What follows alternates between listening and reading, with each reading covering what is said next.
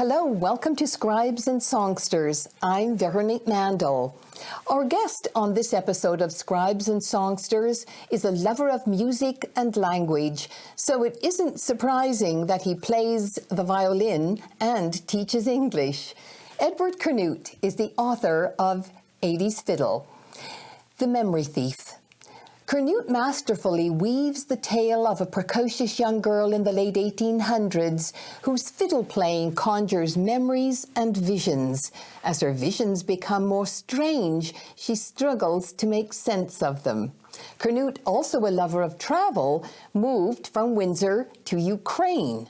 He joins us now from his home in Dnipro to talk about 80s Fiddle. Edward, thank you so much for joining us. Good to be here. So what time is it where you are? Wow, it's pretty late. It's about 1:35 in the morning. You're a very brave fellow, and so thank you very much. So what's life like in the Ukraine right now? Well, life in Ukraine, it's pretty much the same as it is in most other places in the world.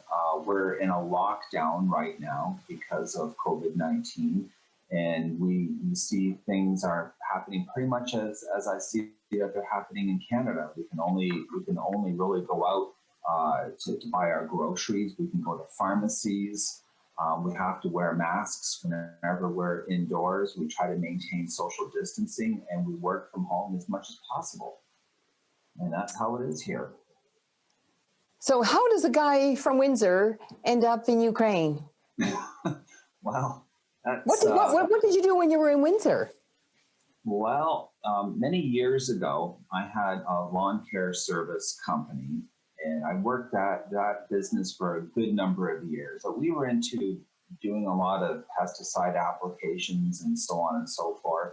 That all pretty much came to an end in 2009 when there was a pesticides ban. So then I kind of had to do a complete re-examine on my life.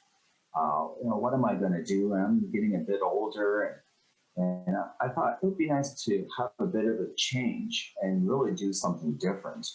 I have a younger sister, and she went to South Korea, and there she taught English as a second language, and she had a good amount of work. And she said, this is really a good thing to do, and maybe you should consider, if you really want to do something different, come to South Korea. And I thought, I'd like to teach English. That's cool, but not South Korea. I was always kind of interested in this part of the world. And I don't know, ever since I was maybe a young teenager, and I thought this part of the world is really interesting. So I thought, well, you know what? This is my golden opportunity. So I came here and I started teaching English, and I've had no regrets about it. It's been really great. And I go back to Canada every once in a while. And how long have you been there now? Well, as I say, I've been going back and forth to Canada, but I'd say I came here in 2009, and I've been here every year since then. So, 80s Fiddle is your first novel, I assume? Yes, it is. Yes, it is. I've always been interested in literature, and I think this is just part of, it's an extension of my love for the English language, which I've really come to appreciate since I started teaching it. And I've had many wonderful experiences doing this. And in 80s Fiddle, yes, it is my first novel. I've got the follow-up to this one in the works now, of course, and that's going to be another interesting adventure. But it all started, if I can say, I was inspired by my great-grandfather, who was a violinist. And he died, unfortunately, when he was 40 years old. And this was back in the early part of the last century. And he was as I say, he was a fiddle player. And he had this fiddle, and he brought this fiddle with him everywhere he went. And he played it and probably drove people crazy. But the fiddle still exists. It still exists. My sister has it. And, wow. And you look at this fiddle, and you can see how, of course, it's all dilapidated over the years, but Is it you can still see the marks. strung?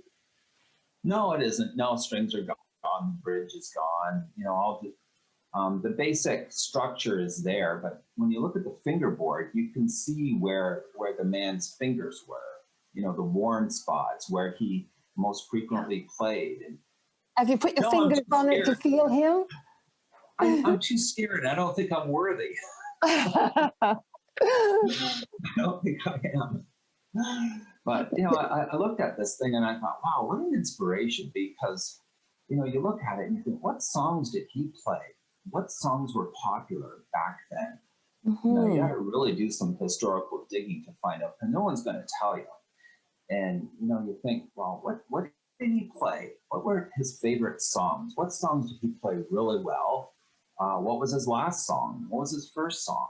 You know, and this was really interesting to me, and also how this relic, I suppose, a family heirloom or family relic, survived all this time is really quite miraculous. Yes. Now, did your father talk about, or your grandfather? So this was your great-great-grandfather, right? My great-grandfather. Great-grandfather. Yes. So did your father ever talk, that was your father's father or your mom's? No, this was my mother's father. Okay, yes, right. Now, did the family talk about him? No, not really too much. The only thing I know is that he's part of a heritage. Now, perhaps you're familiar with St. Anne's Church in Tecumseh. Absolutely. Okay. Well, anyway, some of my relatives, and that was probably his father, my great-grandfather's father, helped to lay the foundation of St. Anne's Church in Tecumseh. Yeah. And also my great-grandfather, Delphis Hébert, and his wife, these were the first people who were married in Annunciation Church in Stony Point. So you've got quite a history. Well, it's a local history. Yes. Yeah. So yeah, it is interesting. Does anybody else in your family play the fiddle? No, I'm the only one. And when did you start? Oh, I started late. I wish I would have started early, but for me it was a late love affair with the violin. No, I started when I was 46, and that's pretty late actually to start playing. But you know, it's better late than never. You know, yeah. I can hold my own, but I have no delusions of being a concert violinist as the protagonist in my book does. So. Mm-hmm. And the word fiddle, did your great-grandfather, would he have called it a fiddle or a violin? I think he would have called it a fiddle. Yeah. And oftentimes people will ask me, they'll say, well, what's the difference between a violin and a fiddle? Well, it depends what kind of music you play on it. Ah, you see, I come from the East Coast, and it's very rare to hear anybody call it a violin. On the East Coast. It's all fiddle playing. That's a whole, I'm sure that's got to be a whole interesting genre of music on the East Coast that I'd eventually like to get into at some point in time. Yeah. Do you have plans to do more research into your great-grandfather? I haven't as of yet. A lot of the stories I've heard of him have just been what I've heard passed down through different family stories, and that's about it. I mean, I know when he was born. I know when he died. He was only young when he died. He was only about 40 years old. But he's buried in St. Anne's Cemetery along with many of my other relatives. I go by that cemetery quite frequently. Oh, yes. Yeah. What was the final thing that sort of drove you to say, I want to write a novel? I had been thinking about writing a novel for quite some time. And finally, it was probably about the summer, I would say the summer of 2015, I decided, well, you know, I really need to sit down and start putting this all together. And I think a lot of it had to do when um, I heard a song that I hadn't heard since I was very young, and I thought, um, sometimes you can hear songs, right? You can hear a particular song, and you haven't heard that song since you were very young, and then what does that do? That kind of brings back memories for that particular time in your life. And I thought, wow, what an interesting concept to work with. So what I what I did was I thought, okay, well, maybe we can put that all together in a story, wrap that up with the old violin. So the basic premise of 80s Fiddle, it's the story of a 12-year-old daughter of a cafe manager who inherits her grandfather's violin. And she begins to play it, and she makes rapid and stunning progress. But what happens is that music has the power to draw memories from people. And she soon realizes that she can see these memories in the people who hear her play. At first she finds it rather amusing, and she knows all these little secrets about all these people, and she's having a good time with it, but she keeps it all secret because she doesn't want anybody to think that she's crazy. Okay? And everybody wants And one could do that. Oh, very easily. Yeah, even back in 1888 when the story takes place. So everybody wants to hear her except her uncle. Okay? And he goes to great pains to avoid any situation in which he can hear her play. Now, why is that? Yeah. So. And I want to talk to you about each of the characters in that book, because the characters are very definitive. And then, I want to sort of get your take on the kind of lessons and messages, whether they've been deliberate or inherent. But let's talk about Adie. Okay, first of all, tell us about her. Did you know somebody like her?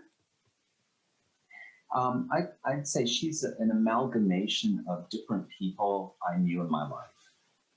And she's got a little bit of stubbornness in her.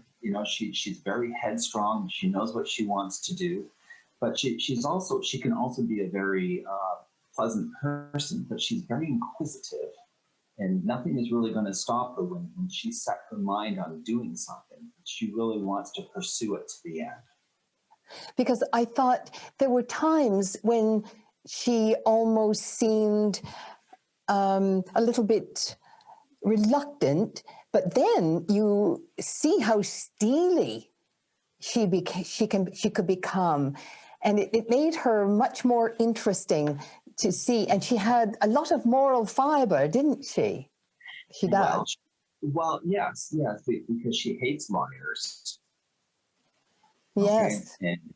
And this is one of the things that she that just drives her over the bend, I guess. But with the absence of her mother, and she's been just raised as just with her father. It's she has to get a maturity which is well beyond her years.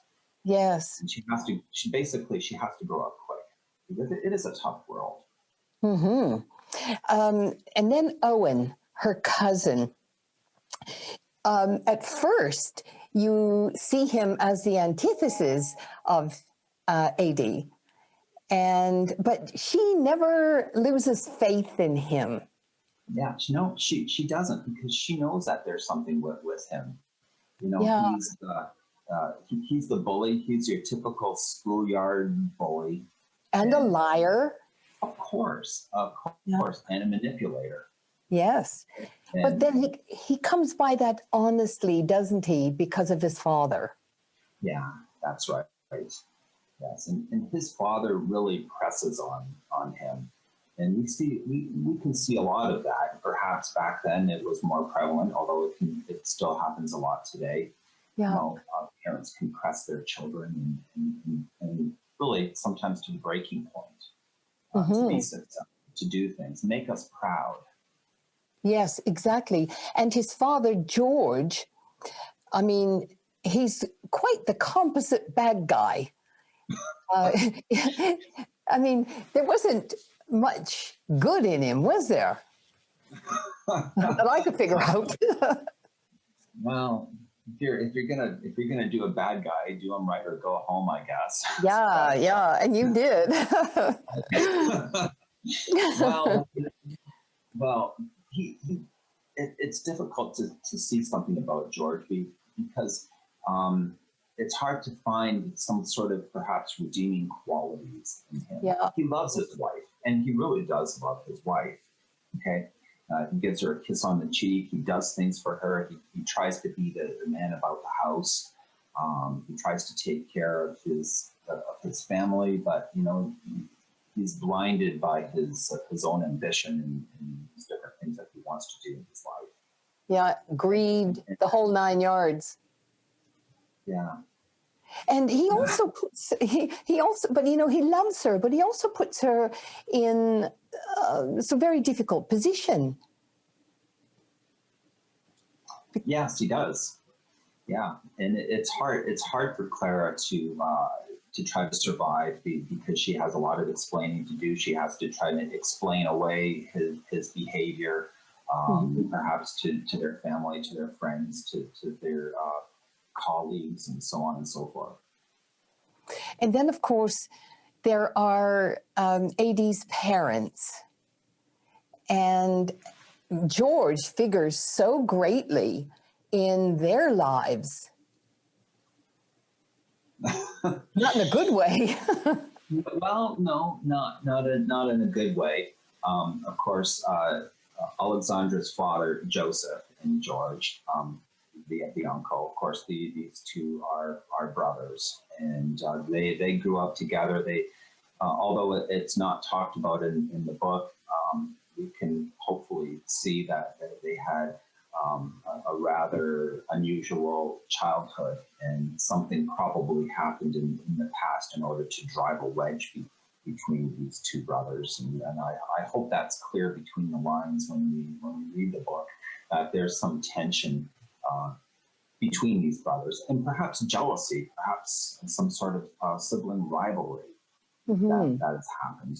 And Joseph was clearly the favorite of the grandfather, and George, perhaps because he was so involved in his different business dealings, sort of neglected his family. And what he did to AD's mother was, it was sort of heart gripping, because so much of who she was and trying to be came from what had happened to her mother and what she believed had happened to her mother. Well, that's it, and that it's a tragic story because of so many lost years, and AD always growing up wondering whatever happened to her mother, her father trying to come up with excuses to try to explain, to try to soften the pain. And he wasn't being exactly honest with her as to what happened to her mother. Is she dead? Is she still alive? Where is she? And we don't know. We don't know this. Well, at that point anyway, whatever happened to the mother.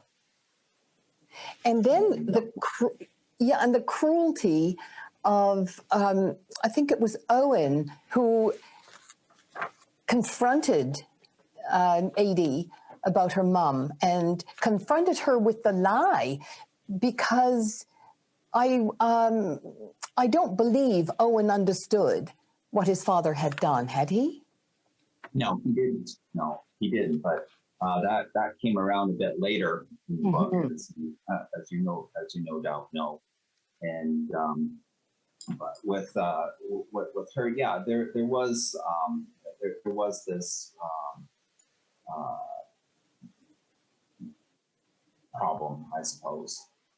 Mm-hmm. And that the cruelty that Owen was capable of in the early part of the book also sort of spilled over, and his bullying also spilled over into one of Edie's favorite people, young Robbie. Well, yeah, because you've got a bully and you've got a victim. Yeah. And Yeah. Owen is the bully. Robbie is the victim. Robbie tries to do something about it. He ends up taking boxing lessons because that's how you. I suppose that's how you would confront bullies back then. I mean, things are much different today. We have different ways of dealing with them. But back then, you had to stand your ground. You had to take care of it. Mm-hmm. And of course, when Owen confronts Alexandra. He does it. Of course, he does it in public.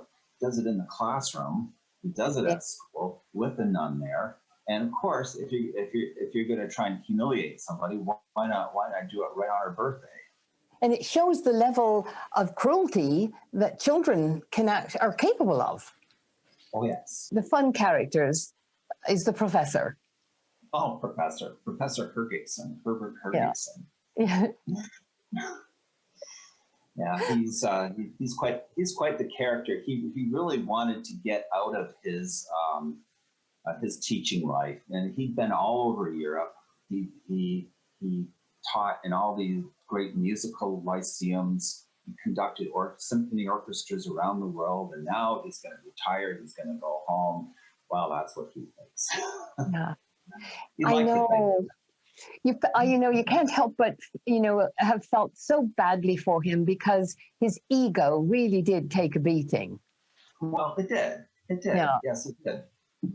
But Edie, on the other hand, I mean, she was such an influence on all of them because she became such a positive focal point of his life. Oh, yeah, of course. Yes, absolutely.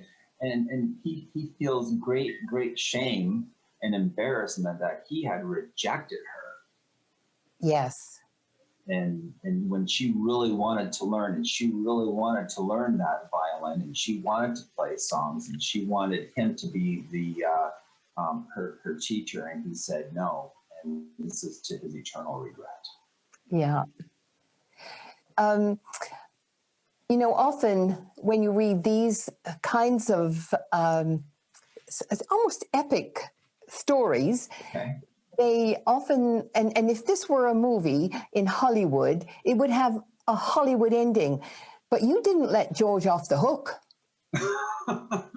Well, no, of course not. And the ending of a book, I think, is something that many authors give a great deal of time to. You're an author. Mm-hmm. You know about this. I don't have to say anything about it. You give a lot of time. How is this going to be? How are you going to have a maximum impact? How are you going to make the reader's time worthwhile? And I often think about these, all these books and things. When you write a book, it's a book. You're taking out a chunk of time out of somebody's life.